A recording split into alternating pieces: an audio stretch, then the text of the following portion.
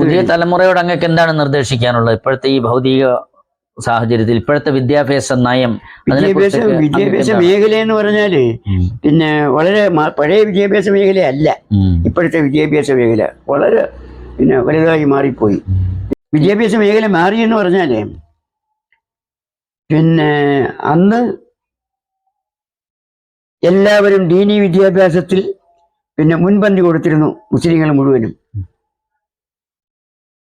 അതിൻ്റെ പിന്നിൽ മാത്രമേ പിന്നെ മറ്റ് ഭൗതിക വിദ്യാഭ്യാസം വന്നിരുന്നുള്ളൂ. ഞാനും അങ്ങനെ തന്നെ ദീനീ വിദ്യാഭ്യാസത്തിന് മുൻഗണന കൊടുത്ത് നിന്നിരുന്നതാണ്. പിന്നെ നമ്മൾ കൂട്ടുകാരുമായിട്ടെല്ലാം പിന്നെ ഹിരാസ് വച്ചുകൊണ്ട് നമ്മുടെ ദീനീ കാര്യങ്ങൾ അങ്ങോട്ടും ഇങ്ങോട്ടും പറയലും സ്ഥാപിക്കലുമുണ്ട്. പിന്നെ മറ്റു ദൂരദേശങ്ങളിൽ നിന്ന് പിന്നെ പഠിക്കാൻ പോകാനായിട്ട് വരുന്നവരുമായിട്ട് സംസാരിച്ചുകൊണ്ട് കോളേജ് കാര്യങ്ങളൊക്കെ പിന്നെ പഠിക്കലുണ്ട്, വഴിനീളായി പഠിക്കലുണ്ട്. അങ്ങനെയൊക്കെ ഉണ്ടായിരുന്ന ഒരു കാലഘട്ടമായിരുന്നു അത് ആദ്യകാലം. ദർസ് പഠനവുമായി ബന്ധപ്പെട്ട് അങ്ങ് ഉപരിപഠനം ദർസ് പഠനത്തിനായിട്ട് ബന്ധപ്പെട്ട് വേറെ എങ്ങും പോയില്ല. അവിടെ തന്നെ ഉപരിപഠനവും ഉണ്ടായിരുന്നതാണ്. അവിടെ തന്നെ കൊല്ലത്ത് പിന്നെ കോളേജിൽ അന്ന് പിന്നെ മലബാറിൽ നിന്ന് വിദ്യാർത്ഥികളുണ്ടായിരുന്നു.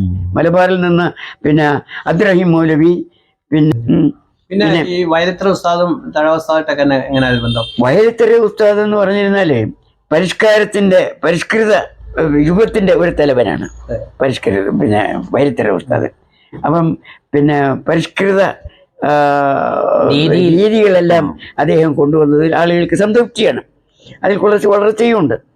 പിന്നെ ഇംഗ്ലീഷിൽ അദ്ദേഹത്തിന് വലിയ ഭാഷാവകാശം ഉണ്ടായിരുന്നു. ഞാൻ വൈരത്തര ഉസ്താദായിട്ട് സംസാരിച്ചപ്പോഴേ ഉസ്താദ് പറഞ്ഞ ഒരു കാലഘട്ടത്തിൽ ദർസില്ലാത്ത കാലഘട്ടത്തിലൊക്കെ ഈ ദർസിന് ഓരോ മഹലിലും ദർസ് സ്ഥാപിക്കാൻ വേണ്ടി വൈരത്തര ഉസ്താദിന്റെ ഉസ്താദുമായിട്ട് പോയ പല ചരിത്രങ്ങളും നല്ല അന്ന് ദർസുകള് ഒന്നും അന്ന് എന്റെ ചെറുപ്പകാലത്ത് പിന്നെ മദ്രസകളോ ഇല്ല. വീടുകളിലൊക്കെ ആരെങ്കിലുമൊക്കെ പള്ളിപ്പുരകൾ തുടങ്ങി ആരെങ്കിലും പഠിപ്പിക്കുന്നവരേ ഉള്ളു ഞങ്ങളുടെ ചെറുപ്പകാലത്ത്. പിന്നെ ചില പ്രദേശങ്ങളിൽ മാത്രം ചില മദ്രസകളാണ് മദ്രസ എന്നൊന്നും പേര് വരത്തില്ല. അന്ന് പള്ളിപ്പുരകൾ എന്നാ പറയുന്നത്. പള്ളിപ്പുരകൾ നിങ്ങൾക്കൊന്നും ഓർമ്മ കാണത്തില്ല കേട്ടോ. പള്ളിപ്പുരയുടെ കാലം പിന്നെ അതൊന്ന് പള്ളിപ്പുരകളാണ്. പിന്നെ എനിക്ക് ചെറിയ ഓർമ്മയുണ്ട്. ഞാൻ ആദ്യമേ പള്ളിപ്പുരയിൽ ഓതി. പള്ളിപ്പുരയിൽ എല്ലാവരെയും കൂടെ കൂട്ടിയിരുത്തി ഓദിക്കുന്ന സമ്പ്രദായമായിരുന്നു. ആ കാലഘട്ടം അങ്ങോട്ട് നീങ്ങിക്കഴിഞ്ഞതിനാണ് പരിഷ്കൃത യുഗം വന്നത്.